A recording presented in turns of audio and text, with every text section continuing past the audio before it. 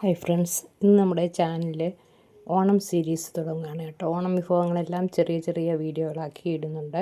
വളരെ എളുപ്പത്തിൽ തയ്യാറാക്കാൻ പറ്റിയ ഈസി റെസിപ്പീസാണ് നമ്മൾ ഈ ഓണം സീരീസിൽ ഇടുന്നത് കേട്ടോ. അപ്പോൾ അതിലാദ്യമായിട്ട് നമ്മൾ തയ്യാറാക്കിയിരിക്കുന്നത് ഒരു കൂട്ടുകറിയാണ്. അപ്പോൾ അതെങ്ങനെ ഉണ്ടാക്കിയിരിക്കുന്നത് നമുക്കൊന്ന് കണ്ടു നോക്കാം. അപ്പോൾ അതിനായിട്ട് ഒരു 2 നേന്ത്രക്കായ പച്ച എടുത്തിട്ടുണ്ട്. പിന്നെ ഒരു 250 ഗ്രാം ചേനയും എടുത്തിട്ടുണ്ട് കേട്ടോ. ഇത് രണ്ടും മാത്രമേ ഞാൻ ഇന്നിവിടെ ചേർക്കുന്നുള്ളൂ. അതിൻ്റെ കൂടെ ഒരു 1/2 കപ്പ് കടല ഒന്ന് കുതിർത്ത് പുഴുങ്ങി വെച്ചിട്ടുണ്ട്, ഒന്ന് വേവിച്ച് വെച്ചിട്ടുണ്ട്. ഇതിൻ്റെ അരപ്പ് എന്താണെന്ന് നോക്കാം.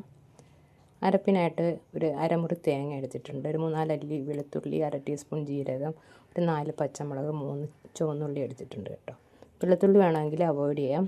ഞാനിവിടെ കടലയൊക്കെ എടുത്തിരിക്കുന്നതുകൊണ്ട് ആണ് വെളുത്തുള്ളി എടുത്തിരിക്കുന്നത് കേട്ടോ, ഗ്യാസിൻ്റെ ശല്യം ഒഴിവാക്കാനായിട്ട്.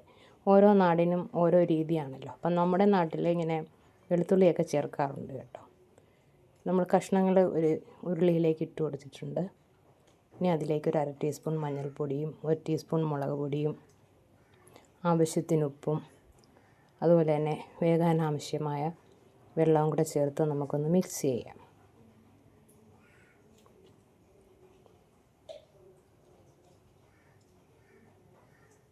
നന്നായിട്ടൊന്ന് മിക്സ് ചെയ്തതിന് ശേഷം ഒന്ന് മൂടി വെച്ച് കൊടുക്കാം. കഷ്ണങ്ങളെല്ലാം ഒന്ന് നന്നായിട്ട് വെന്ത് വരട്ടെ. വെന്ത് ഉടയേണ്ട കാര്യമില്ല, എങ്കിലും നന്നായിട്ട് വെന്ത് കിട്ടണം കേട്ടോ. അപ്പോൾ ഒന്ന് മൂടി വെച്ച് കൊടുക്കാം. കഷ്ണങ്ങൾ വേവുന്ന സമയം കൊണ്ട് നമുക്ക് അരപ്പൊന്ന് ഒതുക്കിയെടുക്കാം. ഇപ്പോൾ മൂടി വെച്ചിട്ട് ഒരു 5 മിനിറ്റ് കഴിഞ്ഞിട്ടുണ്ട്. അത് നോക്കിയപ്പോൾ ചേനയൊക്കെ വെന്ത് വന്നിട്ടുണ്ട് കേട്ടോ. ചേനയും കായും ഒക്കെ നന്നായിട്ട് വെന്ത് വന്നിട്ടുണ്ട്. ഈ സമയത്ത് നമുക്ക് ഒതുക്കി വെച്ചിരിക്കുന്ന അരപ്പ് ഇതിലേക്ക് ചേർത്ത് കൊടുക്കാം. ഇതിൻ്റെ കൂടെ തന്നെ നമുക്ക് കടലയും ചേർത്ത് കൊടുക്കാം. ഇപ്പോൾ ഞാൻ കുറച്ച് കറിവേപ്പിലയും കൂടെ ചേർത്തിട്ടുണ്ട്. വേവിച്ച് വെച്ചിരിക്കുന്ന കടലയാണല്ലോ, അപ്പോൾ അതുകൂടി ഇതിലേക്ക് ചേർത്ത് കൊടുക്കാം. എന്നിട്ടെല്ലാം കൂടെ നന്നായിട്ടൊന്ന് മിക്സ് ചെയ്യാം. മിക്സ് ചെയ്തിട്ട് ഒന്ന് മൂടി വെച്ച് കൊടുക്കാം. ആ അരപ്പൊക്കെ ഒന്ന് വെന്തോ വരട്ടെ.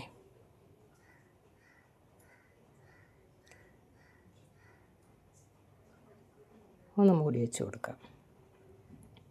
ഈ സമയത്ത് ഞാൻ ഉപ്പ് നോക്കി, ഉപ്പൊക്കെ കറക്റ്റായിട്ട് തന്നെ ഉണ്ടായിരുന്നു കേട്ടോ.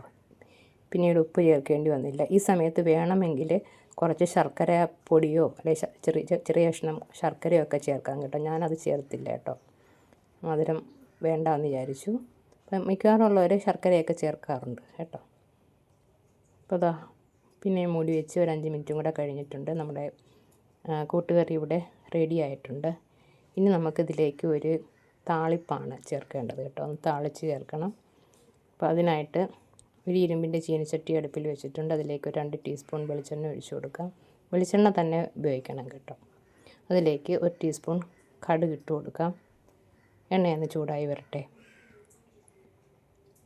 എണ്ണയൊക്കെ ഒന്ന് ചൂടായി വന്നിട്ടുണ്ട്. ഇനി നമുക്ക് കടുക് ചേർക്കാം. കടുക് ഒന്ന് പൊട്ടി വരുന്ന സമയത്ത് ഇതിലേക്ക് ഒരു 3-4 ഉണക്കമുളക് 2ആയിട്ട് കീറിയതിട്ട് കൊടുക്കാം. ഉണക്കമുളക് ഒന്ന് മൂത്ത് വരുന്ന സമയത്ത് കുറച്ച് കറിവേപ്പില കൂടി ചേർത്ത് കൊടുക്കാം. കറിവേപ്പിലയും ചേർത്ത് അതൊന്ന് മൂത്ത് വരണം. ആ സമയത്ത് നമുക്ക് ഒരു 2 ടേബിൾ സ്പൂൺ തേങ്ങയാണ് ചേർക്കുന്നത്.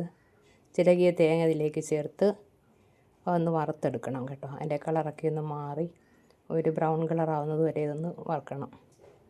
അപ്പോൾ അതുവരെ നമുക്കൊന്ന് ഇളക്കി കൊടുക്കാം. അത് കരിച്ച് കളയാതെ ഒരു ചെറിയ തീയിലിട്ട് നമുക്കിത് നന്നായിട്ടൊന്ന് മൂപ്പിച്ചെടുക്കാം.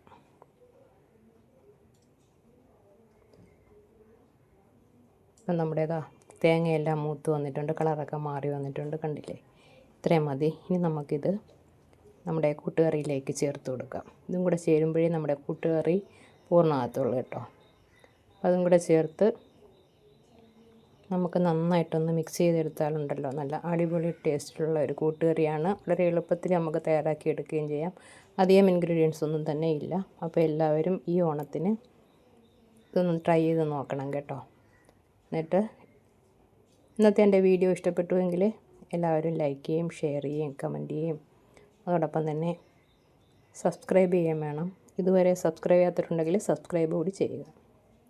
അതുപോലെ തന്നെ ഹൈപ്പ് കൂടി ചെയ്യണേ. Okay, thank you.